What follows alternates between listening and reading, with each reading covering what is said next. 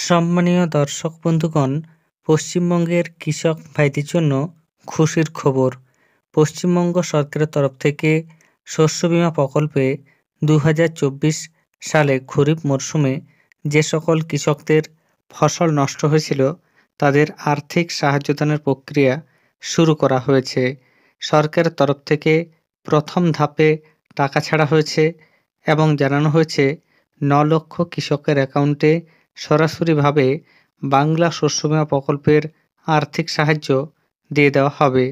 এখনও পর্যন্ত বিভিন্ন জেলায় আর্থিক সাহায্য পৌঁছেছে। অনেকে আবার কমেন্ট করে জানতে চেয়েছেন আপনারা এই প্রকল্পের আর্থিক সাহায্য পাবেন কি পাবেন না।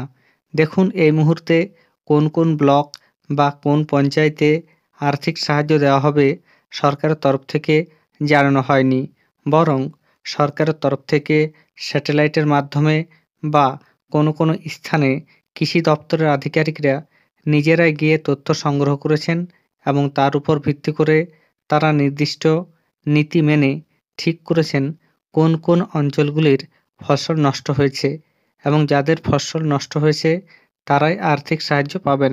তবে আপনাদের জানিয়ে রাখি, বর্তমানে যারা টাকা পাচ্ছেন না তাদের মধ্য থেকে ভবিষ্যতে যে টাকা পাবেন না এরকম কোনো ব্যাপার নেই।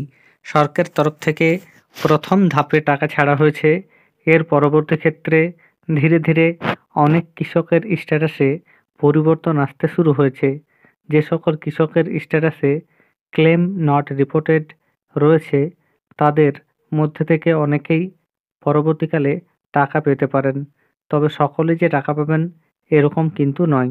শস্য বীমা প্রকল্পে কৃষি দপ্তরের তরফ থেকে একদিকে যেমন টাকা দেওয়ার প্রক্রিয়া শুরু হয়েছে, পাশাপাশি আলু ও ধান চাষিদের জন্য রয়েছে নতুন আপডেট।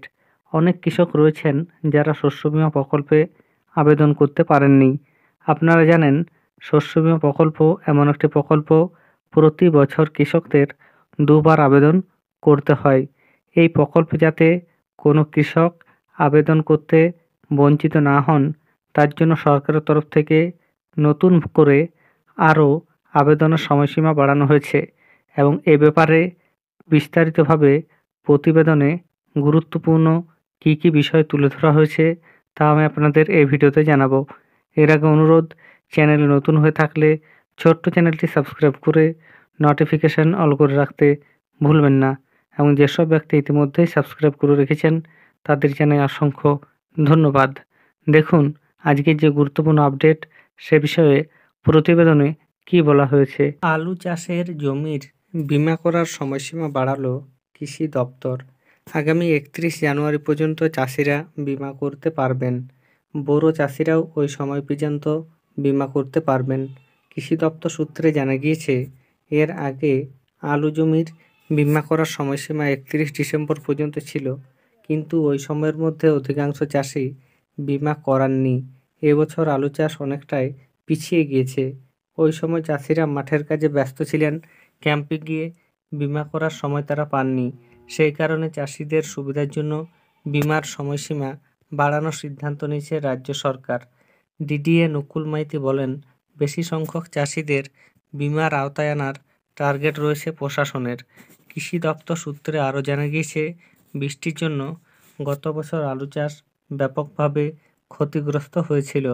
চাষিদের দুবার আলু বীজ বপন করতে হয়েছিল। বীমা থাকায় চাষিরা বড়সড় ক্ষতির হাত থেকে রক্ষা পেয়েছিলেন। সেই কারণে এবারও যাতে বেশি সংখ্যক চাষি বীমা করতে পারেন তার জন্য পঞ্চায়েত এলাকাগুলিতেও ক্যাম্প করা হবে। চাষিদের দাবি, বীমা নিয়ে কৃষি দপ্তরের আরও বেশি করে প্রচার চালানো দরকার।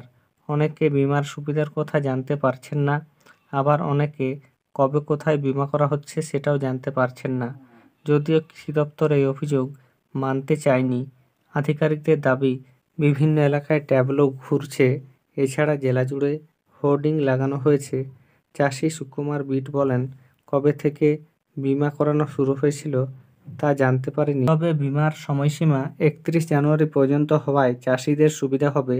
এতদিন চাষিরা মাঠের কাজে ব্যস্ত ছিলেন, এবার তাদের বীমা করতে সমস্যা হবে না। পূর্ব বর্ধমান জেলা পরিষদের সভাধিপতি শ্যামাপ্রসন্না লোহার বলেন, চাষিদের বিমা করতে যাতে সমস্যা না হয় তার জন্য সব রকম ব্যবস্থা করা হবে। প্রয়োজনে বিভিন্ন এলাকায় গিয়ে ক্যাম্প করা হবে। কৃষি দপ্তর সূত্রে আরও জানা গিয়েছে, পূর্ব বর্ধমান, হুগলি, বাঁকুড়া এবং পশ্চিম মেদিনীপুর জেলায় সবচেয়ে বেশি আলু চাষ হয়। এই জেলাগুলিতে বিশেষ ক্যাম্প করার সিদ্ধান্ত হয়েছে। চাষিরা বলেন, এবছর আলুর দাম বেশি থাকলেও তারা তেমন সুবিধা পাননি। মাঠে কম দামে আলু বিক্রি করতে হয়েছে, কিন্তু হিমঘরে আলু রেখে ব্যবসায়ীদের একাংশ ফায়দা তুলেছে। রাজ্য সরকার ভিন রাজ্যে আলু পাঠানোর নিষেধাজ্ঞা জারি করেছিল, সেটা উপেক্ষা করে ভিন রাজ্যে আলু পাঠিয়ে অনেক ব্যবসায়ী ফায়দা তুলেছে। তবে আগামী দিনে চাষিরা যাতে সমস্যায় না পড়েন তার জন্য রাজ্য সরকার উদ্যোগী হয়েছে। আধিকারিকদের দাবি, বিমা হলো চাষিদের কাছে রক্ষা কবচ। সেটা করা থাকলে দুর্যোগ হলেও চাষিদের পথে বসতে হবে না। তাহলে বুঝতে পারছেন, কৃষি দপ্তরের তরফ থেকে জানানো হচ্ছে 4টি জেলা পূর্ব বর্ধমান, হুগলি, বাঁকুড়া এবং পশ্চিম মেদিনীপুরে আলু চাষ হয় বেশি। তাই এগুলিতে বিশেষ ক্যাম্প করা হচ্ছে, যাতে যে সকল কৃষক এখনও শস্য বীমা প্রকল্পে আবেদন করেননি তারা যেন এই প্রকল্পে আবেদন করতে পারেন। এর পাশাপাশি যারা বোরো ধান চাষ করছেন তারাও 31 জানুয়ারি পর্যন্ত আবেদন জানাতে পারবেন। ধন্যবাদ।